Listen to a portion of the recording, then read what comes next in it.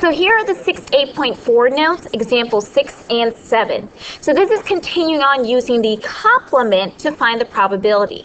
So here on 6 it says a restaurant gives a free fortune cookie to every guest. The restaurant claims there are 500 different messages hidden inside the fortune cookies.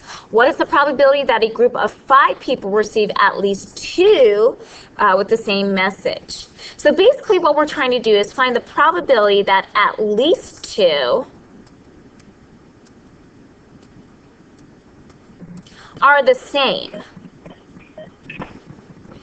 Now, we used regular probability to find this. At least 2 means we go 2, 3, 4, and 5. So we have to find the probability that at least 2 of them got the same, that at least 3 of the people got the same fortune cookie, at least 4, and at least all 5 of them received the same fortune. That would take a lot of time and finding all those different probabilities. So what we're going to use the complement to actually find our probability. Now here you either have the same fortune cookies or the same messages, or what would be the complement of that?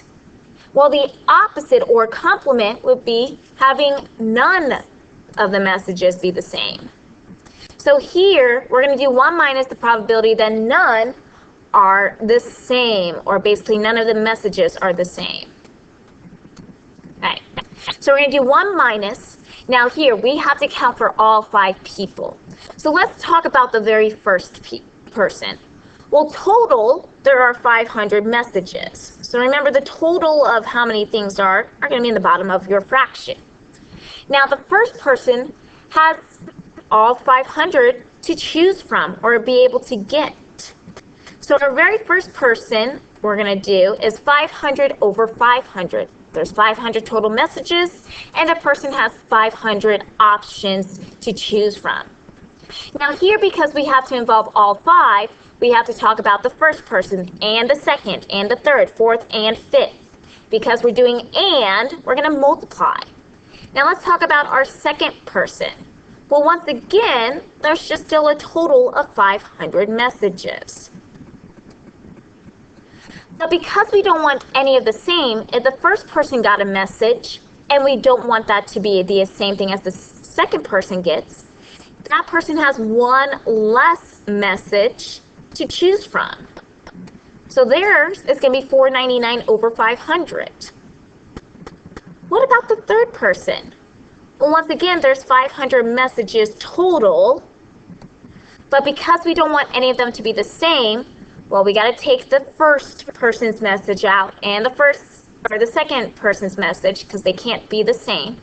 So the third person only has 498 to choose from.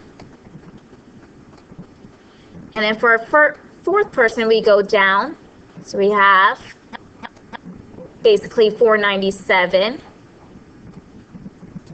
And then our last person should be 496.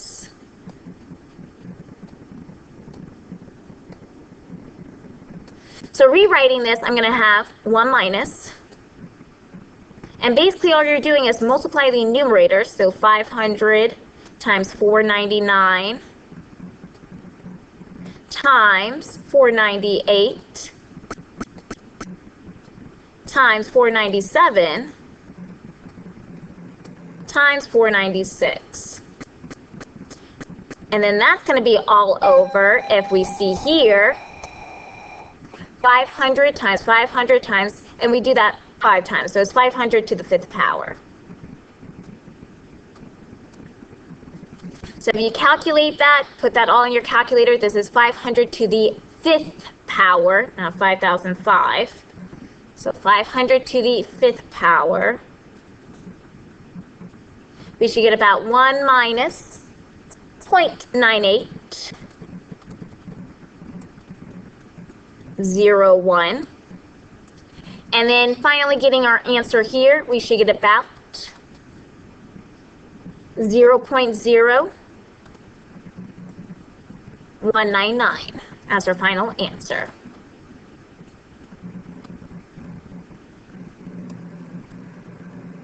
Okay, let's move on to our last problem. Now this is going to be very similar to what we just did. So it says 3 prizes are being drawn at a raffle contest. 157 tickets are sold. After each prize is called, the winning ticket is returned to the box and is eligible to be picked for another prize. What is the probability that at least one of the tickets is drawn twice? Now, what might be a good idea is you try this on your own. So I would pause the video, try to see if you can do this on your own. And if you can't, okay, I'll explain it. Okay, hopefully you tried this on your own. So let's go over this if you did get stuck somewhere. So our probability is saying that at least one ticket is drawn twice. So that means a person wins twice. So you can have 2 people that win twice, 3 people, 4 people, 5 people, etc. Just kind of depending. Now, like we did before, we're going to use the complement. So we're going to do 1 minus the probability. Now, really here, either you win twice, or what would be the opposite of that? Well, the opposite would be that none of the tickets are drawn twice. So the complement would be none drawn twice. Okay, so kind of like we did last time, we'll have 1 minus. Now remember, we got to figure out the total amount of tickets sold. That was 157. Okay, now it says that 3 prizes are being drawn. So that means we're going to have, and because we have a first prize and a second prize and a third prize, we will do some multiplying here. So we'll have 3 slots. Now there's 157 tickets total. The first person, well, there's 157 choices, or 157 tickets to choose from, because you haven't drawn anything. Now on our second one, we still, because the person is placed, or the ticket is still placed back into the bucket, or back into the running, we still have 157 choices total. But remember, we don't want anybody to be drawn again as the same ticket. So we already have 1 ticket drawn. Now we have basically 156 different choices to choose from. Our last drawing, once again, there's 157 tickets total because the tickets are replaced in the box. But because we don't want anybody to be drawn more than once, okay, or basically not drawn twice, we had 157 choices first, then 156, and then we go down 1 because we want different choices. There's 155 of those. So rewriting this, I'm going to go down a little bit. We have 1 minus 157 times 156 times 155. And that's all going to be over 157 to the 3rd power, if you want to rewrite that. So if you put that in your calculator, you should have 1 minus 0.9810. And if you plug that into your calculator, you should get about 0.0190 as your final answer.